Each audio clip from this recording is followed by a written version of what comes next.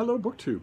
I turned on the BookTube machine today and discovered that a challenge was in the air. Cannot resist a challenge. There's apparently some sort of poetry challenge going on. I saw it on Brian at Bookish's channel, and he had been challenged himself. Apparently, it's for the championship of the BookTube Federation, and the prize is a golden shawl. I think I would look quite fetching in a golden shawl. I am always up for a literary challenge, especially since in the Bookish community, this is what counts as ferocious warfare. We all haul out our poetry anthologies.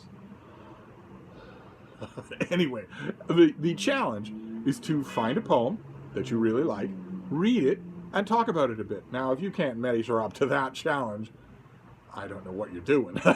I certainly can. And the challenge was thrown out. I saw it on Brian's at Bookish's channel. I will leave a link to him in the original channel. I wasn't challenged by him directly. He did a very nice video about a kind of lazy poem by a great poet, Shea Heaney, about trouts, because Old Man Bookish loves to fish. And he put in all sorts of visuals. He put up a visual of the poem, and he had visuals of a trout just swimming peacefully in the stream before it accidentally bites on a metal hook and is tortured for an hour by a human who's just, oh, load up the van, load up the boat. I feel like torturing something for an hour. I don't have any of those technical abilities. I can't put up pictures of anything. So instead, all I'm going to do is read you a poem and then talk about it a bit. And Brian challenged a few people to this, but I'm challenging you all. I want to see who wins that golden shawl. I want to see who wins championship of the entire BookTube Federation. I didn't even know there was a BookTube Federation. So I hauled out my favorite poetry anthology, the world poetry here. I know that is a horribly disloyal to the Oxford Book of English Verse, the Quiller Couch edition, or anybody else's Helen Gardner edition. I will use those in future attempts to claim the golden shawl, but I had to go to my favorite. This is obviously my favorite poetry anthology of all. I have a poem that I want to read you and then talk about it a bit. And the poem is by Rudyard Kipling. It's 19th century. It's Victorian poetry because the Victorians perfected poetry as they perfected everything else. This is called, I love this one. I'm glad to read it to you, whether I win the golden shawl or not. This is The Way Through the Woods. They shut the road through the woods 70 years ago. Weather and rain have undone it again, and now you would never know. There once was a path through the woods before they planted the trees. It is underneath the coppice and heath and the thin anemones. Only the keeper sees that, where the ringdove broods and the badgers roll at ease, there was once a road through the woods. Yet if you enter the woods of a summer evening late, when the night air cools and the trout-ringed pools where the otter whistles his mate, they fear not men in the woods, because they see so few. You will hear the beat of a horse's feet and the swish of a skirt in the dew, steadily cantering through the misty solitudes, as though they perfectly knew the old lost road through the woods. But there is no road through the woods. That is Rudyard Kipling writing along a theme that he really liked. He very much liked the theme that if humanity would simply leave the natural world alone, it wouldn't even have to do anything in the way of reclamation. The natural world would come back. He did a whole story in the Jungle Books about that, called Letting the Jungle In, where if you stop tending it, if you look away, the natural world will reclaim the human world to the point where you won't even be able to know that the human world was there. This is a theme that has proliferated since Kipling, most especially in a book. Do I have it right nearby where I can pull it out and show it to you? There was a nonfiction book called The World Without Us that came out about 10 years ago, in which an author hypothesized what would happen if humanity just instantly disappeared. What would happen to the rest of the world? And it was fascinating what would happen to cities, to highways, to the pavement everywhere, to canals and dams and bridges. What would happen to all of them? And to cockroaches. One of the interesting little details in The World Without Us is the reminder that cockroaches are a tropical species. They thrive on heat. If humans disappeared, and all that artificial heat disappeared with them, cockroaches would go right back to where they used to live. They are not the infinitely adaptable things that they're often portrayed in pop culture. But his general conclusion, I disagreed with some aspects of his conclusion, but his general conclusion was that the world would recover almost instantly. And that in very little time, 100 years, you would scarcely be able to know that humanity had been here at all. Vines would crush even the biggest monuments. I thought a lot of that was very, very fascinating. And this particular theme, the resiliency of nature, we're all living through history, right? We know this already. We're living through history. The pandemic was history, a truly historic event, not just in its nature, but in the response to the whole world. We all saw the whole world stop in a way that it hadn't done in a long, long time, longer than any of us have been alive. We were suddenly living the same narrative together. And one aspect of the narrative of COVID-19 in 2020 was, I'm sure you saw it on social media, Instagram or Facebook or whatnot, was the rebounding of the natural world. Humans weren't outside anymore. They weren't traveling anymore. In huge numbers, all that stuff was cut by 80%. And all of a sudden, you started seeing animals where there hadn't been seen animals in decades. All of a sudden, the water in the Venice canals was clear. And you could see animals swimming in it. All of a sudden, the natural world seemed to be rebounding. It even became a theme on Twitter. Nature is healing. So this is a thing that has been featured prominently in poetry and fiction that we have all seen come alive in the history that we're living through. But in Kipling's case, you see that in this poem, he doesn't adopt any kind of regular formal rhyme scheme. Instead, rhymes in his favorite way, the way that he loved most. Rhymes are just woven throughout this thing.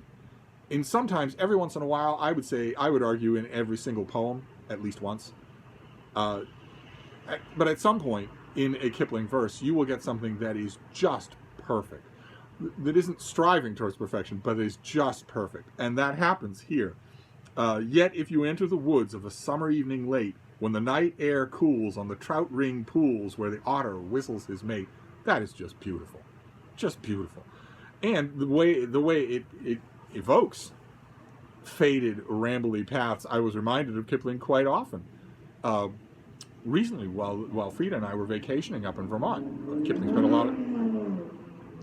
Perhaps the Queen is in town. Kipling spent a lot of time in Vermont and did a lot of wandering, a lot of walking, a lot of being shown around. And you don't have to walk around much in Vermont before you start to see overgrown paths, overgrown homes that once had laughter and children and prospects that are now, they're over at the edge of a wooded field and no one lives there anymore except wild animals. And soon you can look at old houses like that and think, okay, well, if somebody doesn't come along and renovate this thing pretty quick, then in 20 years you won't be able to know there was a house here. It'll just be all gone. Or at least you would romantically like to tell yourself that, but it will be a ruin. It won't look anything like a house. Vermont really brings that home when you're driving around. You can't help but see things like that. And that's what Kipling saw when he was there, but he also saw it in India, and there are plenty of ruins in Britain as well. And that's my poem for today. A poem that I go back to all the time for the sweetness of its air.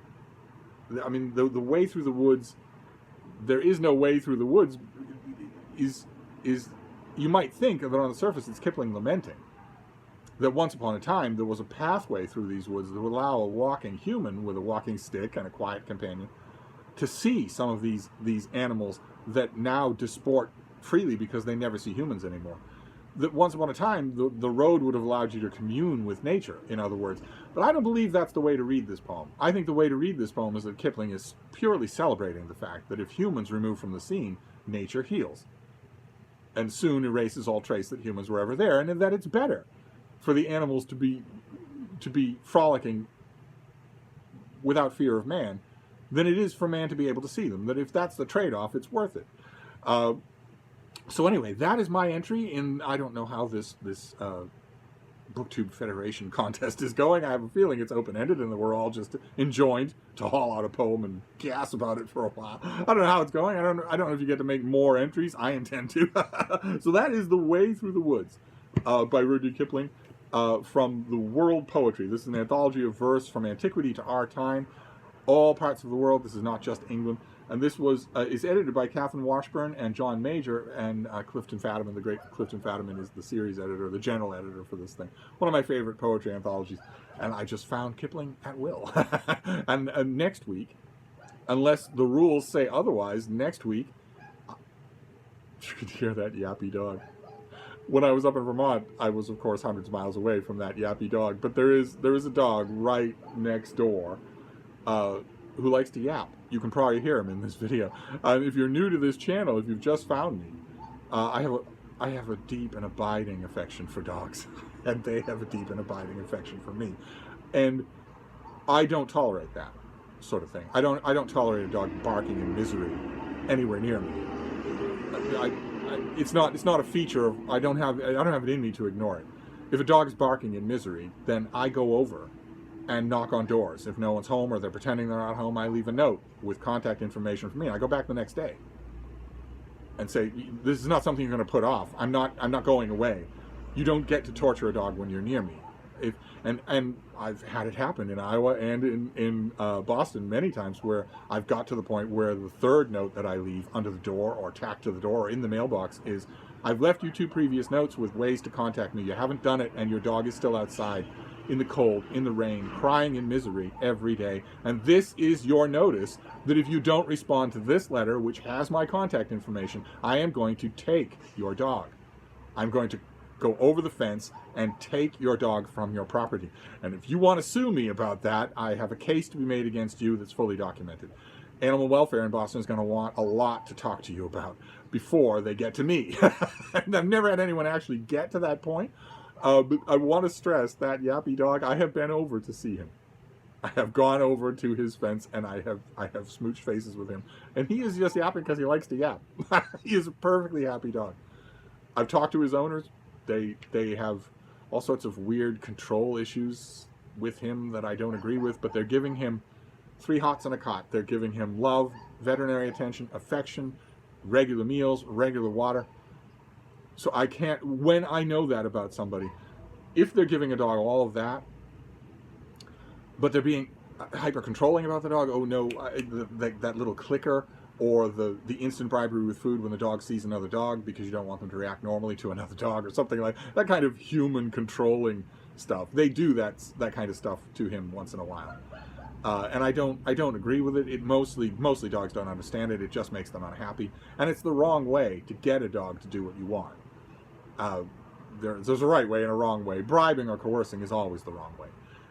They do some of that stuff, but they're nice enough people, and I can live with that. Dogs are very resilient. And at least this is a dog I don't have to worry about.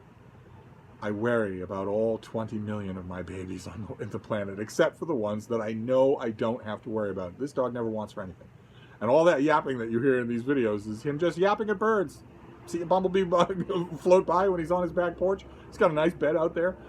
If a bumblebee floats by, he yaps at it for a while. He's perfectly happy. That, just so you know, we're back in Boston, so you're going to start to hear traffic noise, and you're going to hear that yappy dog from time to time.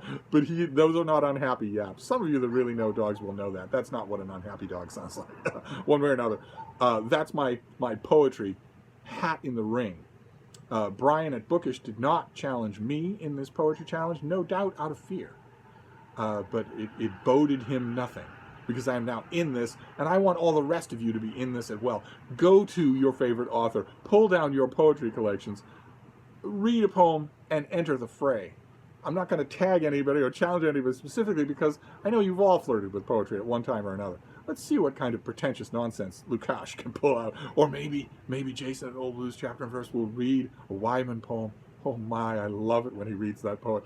One way or another, you're all challenged, because I want to crush every one of you if the prize is a golden shawl. I think it would look quite fetching. So there you go. I'll leave links to all of the videos below. I don't think the videos were fully intending this level of troublemaking, but I'm back in Boston and I'm willing to weaponize anything. So I'm looking forward to your entries. Thank you, BookTube.